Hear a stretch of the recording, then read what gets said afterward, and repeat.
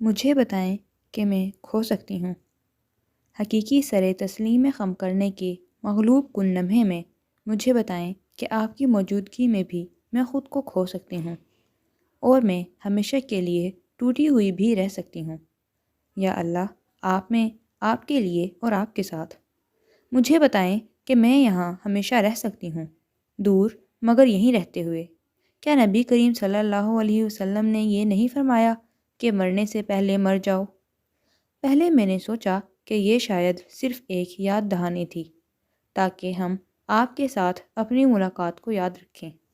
پھر میں نے سوچا میں مرنے سے پہلے مرنے کی خواہش کیسے کر سکتی ہوں؟ شاید اس طرح کہ ایک روح جو اس دنیا میں نہ رہتی ہو جبکہ جسم یہیں ہو، ایک ایسا دل ہو جو دنیا کے طوق سے آزاد ہو اگرچہ ہمارے قدم سڑکوں اور گلیوں میں ہی چلتے رہیں، ایسا نفس ہو جو اپنے رب سے مکمل اطمینان اور سکون میں ہو تب بھی جب ٹوٹا ہوا خول یعنی ظاہری وجود باقی ہو۔ ایسی روح پہلے ہی وہاں پہنچ جاتی ہے جبکہ وہ وہاں نہ بھی ہو، ایک آزاد روح جو اس دنیا سے جدا ہو گئی ہو، یعنی نفس مطمئنہ اپنے حقیقی اور گہرے معنوں میں۔ جیسا کہ ایک عظیم عالم نے فرمایا، وہ جو اس زندگی کی جنت میں داخل نہیں ہوگا اگلی زندگی کی جنت میں بھی داخل نہیں ہوگا۔